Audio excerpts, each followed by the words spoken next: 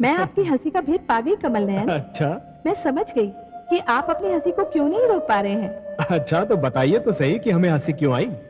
देवराज इंद्र ने अपने ही मुख से अपने आप को महान कहा, इसलिए। आप ठीक समझी महादेवी। अपने ही मुख से अपने आप को केवल वही लोग महान कहते हैं जिन्हें यह भय होता है कि कदाचित कोई और उन्हें महान नहीं कहेगा। यह तो आत्मविश्वास की कमी का प्रतीक है देवी।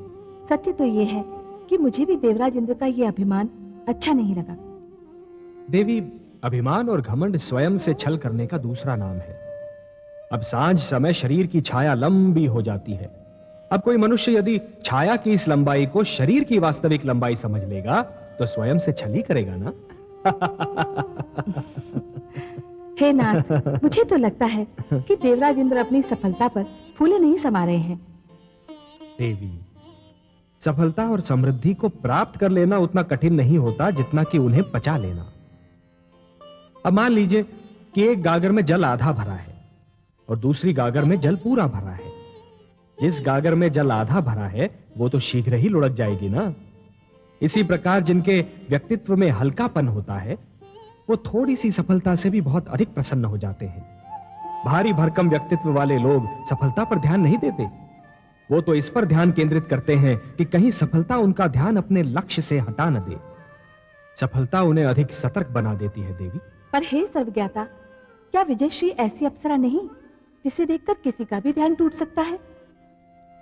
नहीं महादेवी, विजयश्री की अप्सरा उनका ध्यान भंग नहीं करा पाती जिनके विवेक के नेत्र खुले रहते हैं, जो विजय के आगे के संकट पर अपनी दृष्टि जमाए रहते हैं। हे कमल नयन, देवराज इंद्र ने कालकेतु जैसे शूरवीर को पराजित किया है।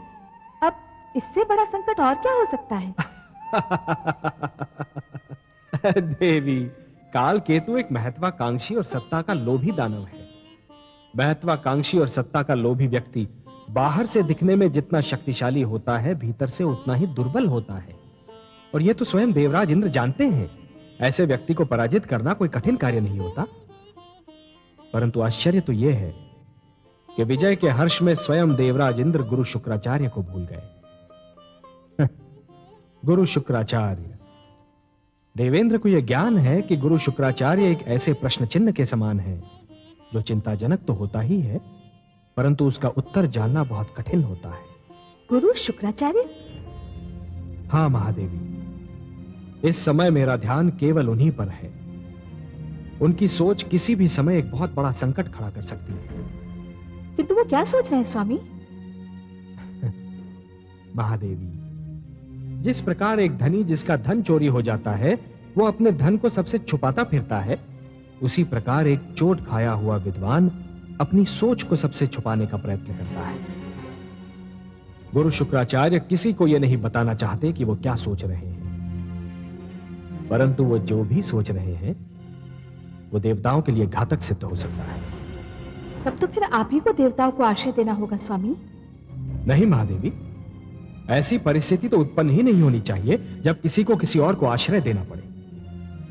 अब मैं क्या करूंगा यह तो इस पर निर्भर है कि गुरु शुक्राचार्य का अगला पग किस ओर उठता है।